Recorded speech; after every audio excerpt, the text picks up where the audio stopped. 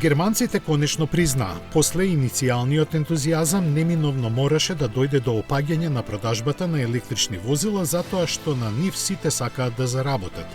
Спротивно на заложбите на државата истакнати со субвенции и други бројни поволности, оние што ја продаваат струјата во нив гледаа и се уште гледаат кокошки што несат златни јајца. Тоа го тврдат од Германското здружение на автомобилската индустрија VDA, чија детална анализа покажа дека цените за полнење на батериите на електричните возила се неоддржливи и главно се движат на ниво помеѓу 60 и 90 центи за киловат час. Тоа значи дека за поминување на 100 километри германците ќе плаќаат како да возат автомобил кој троши меѓу 7 и 10 литри бензин.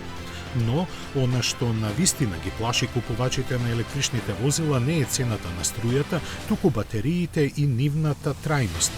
Веќе е вообичаено производителите за нив да даваат гаранција од 8 години или 160.000 километри, но тоа не значи дека после тој период тие ќе задржат доволен капацитет.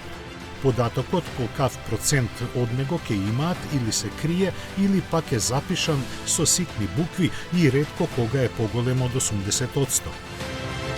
Истражувањата на разни универзитети покажале дека батериите теоретски во оптимални услови за работа може да имаат и до 40% подолг век на траење, но не и во пракса со внимание колку што просечен возач може да пружи.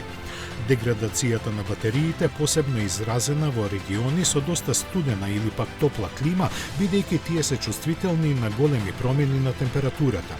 На нив влијае и начинот на полнење.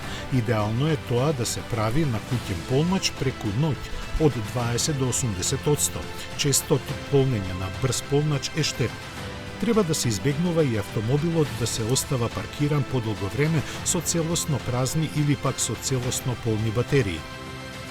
Најзагрижувачки сепак е тоа што цената за замена на батериите кога тие ќе стигнат до крајот на својот животен век знае да биде поголема од вредноста на самото возило.